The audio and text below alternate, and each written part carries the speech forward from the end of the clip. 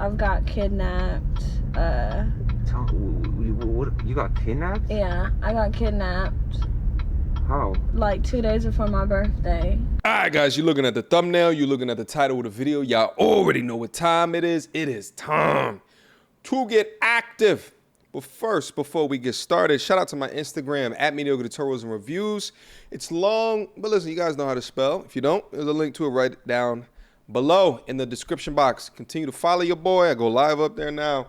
Also, people send me all types of fantastic content, just like the content today. Now, a little preface before we get into this video. The video of itself is pretty long, so I'll leave a link to it down in the description box down below. There's other videos up on this channel similar to this, so feel free to go up there and enjoy yourself.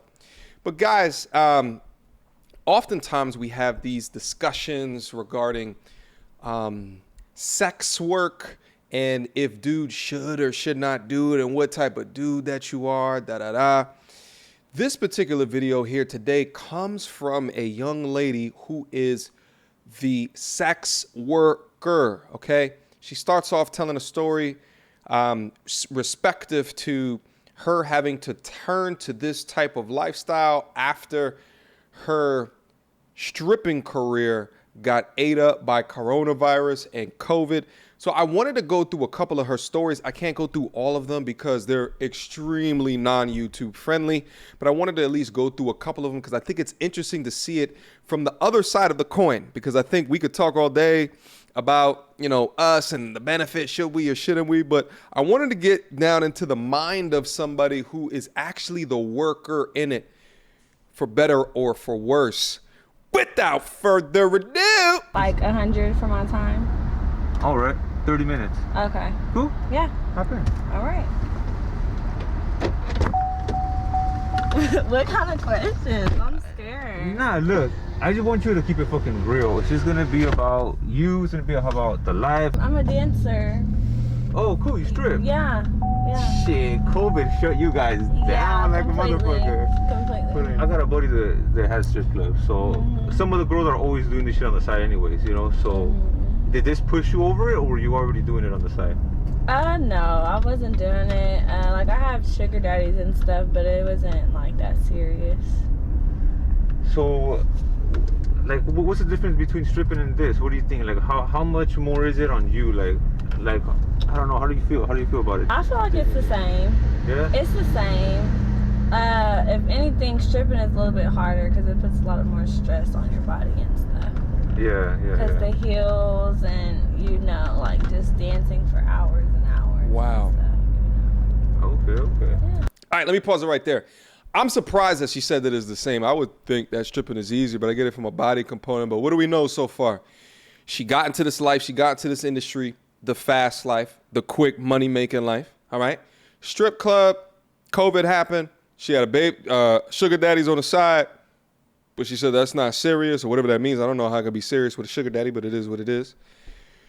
Now, what I thought is that the majority then went to OnlyFans, okay? But I guess if you're not technologically savvy, then this is what you go to being a streetwalker. Very interesting. Let's move on. So, how old are you? I'm 20. God 20. damn. You're young, man. You're a youngster. I'm about to be Shit. 21 though. You have to realize the area that we're in. We're in South Central, so there's gangs. There's gangs on each block that you go to. So Right. when you're standing out there, you're in somebody's hood. So even if you go to a back street or anything, you're in somebody's hood. So that makes it a little dangerous because there's gangbangers out there trying to rob the girls and stuff like that. Fuck, man. That's brutal. Damn. So, tell me about it when it happened to you. How was it?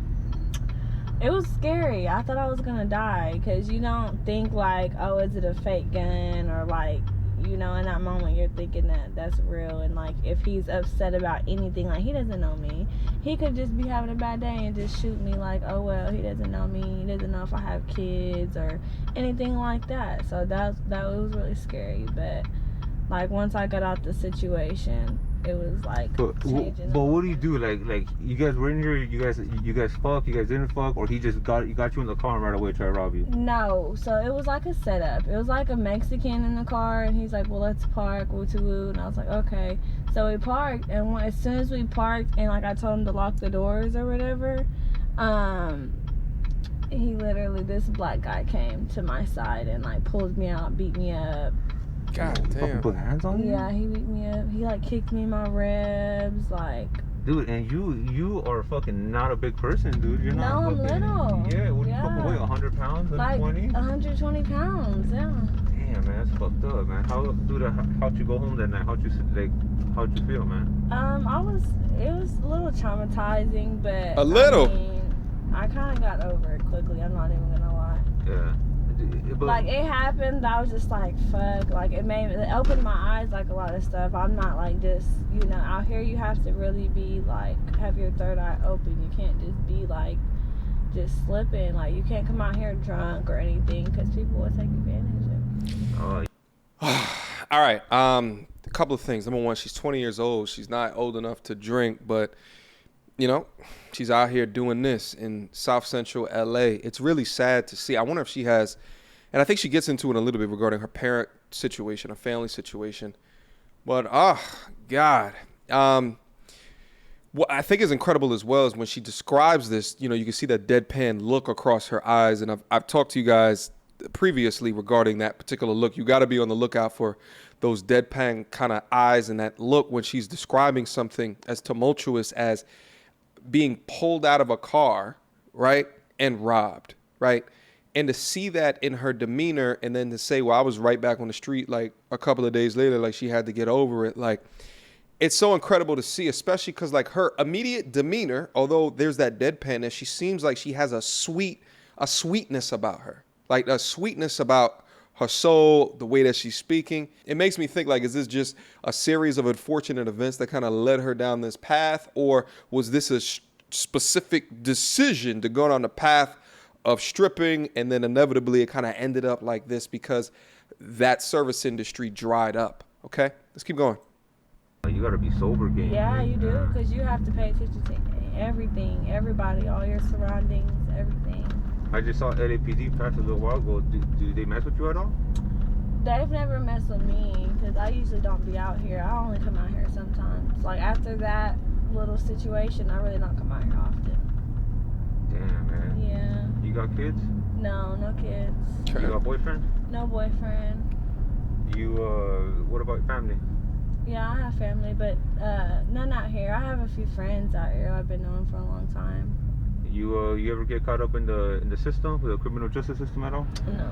Wow. No, never been busted, no foster care? No. Nothing. Not even a traffic ticket. I don't know. I feel like all the bad shit was happening to me when I first like got out here. Like when I first got out here, because I didn't really know nothing. Like a lot of bad shit just kept happening to me. I was just like, what the fuck am I doing this for? Like this shit. I don't know. What if someone robbed you, pull a gun on you? What's another one? I've got kidnapped. What? You got kidnapped? Yeah, I got kidnapped. How? Like 2 days before my birthday. So you were 19 then? Yeah, I was 19. Yeah, I had just got, I think it was like my first time ever being out here too.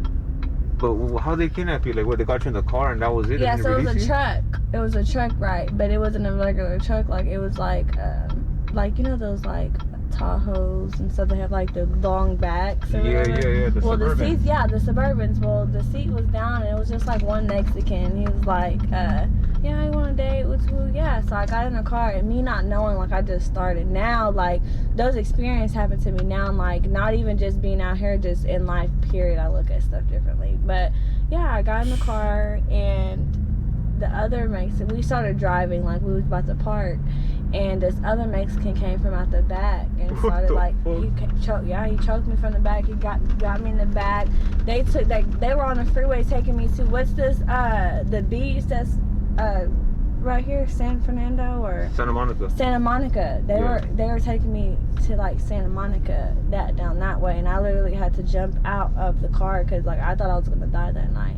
the guy that choked me up, he was really big, and he literally was just choking me like down. And thank God they didn't or anything, because I fought him, because you know, big guys, they get like tired fast and stuff. So like he eventually got tired, and I kicked him, and I literally had to jump out of the moving car.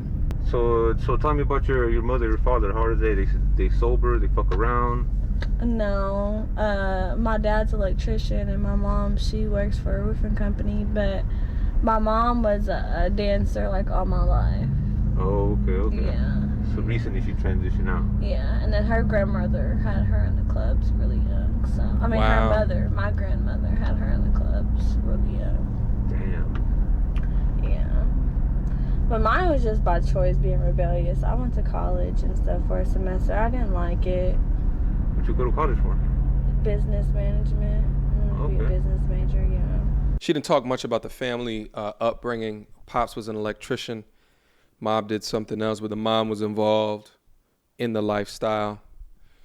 What do you guys think? Does that have something to do with her being involved in a lifestyle or not? Chances are yes. That's exactly why she's involved with the lifestyle. She did say she was the degree of rebellion within it, like she had choices. I'm gonna take a guess here and say that the father was not an active participator within her mother's life. To what I say is, men, if this is not a call to be in your young girl's life, then I don't know what is. And when I say be in their life, I'm just not talking about from a financial provision perspective, but from a discipline perspective as well. Tell me about your childhood, man. How was it? How'd you grow up? I actually had a really great childhood. What? I grew up from a very religious background. My dad, really? Seventh-day Adventist, so very strict. I couldn't have like piercings, nails, like go to church every Saturday. She rebelled heavy. Yeah, I grew up I come from a very religious background. But like I said, my dad and my mom, they're not together. They weren't together my whole childhood. So I had like, my dad was married. He had kids with her. So I had, you know, that life. And then my mom had a boyfriend with other kids. So I had two different, you know. Right. So you kept on going back and forth. Back and forth, right. During school with mom, dad, summer dad, you know. She didn't have that stability. Does your... Yeah, which is so crazy. So one thing I picked up on, father was very religious. Father impregnated a stripper. I wonder if he got religious after that situation happened, right? Or if his values and his morals didn't quite align up to his particular actions at that time, okay? Because she just said it herself that her mother was in the lifestyle as well.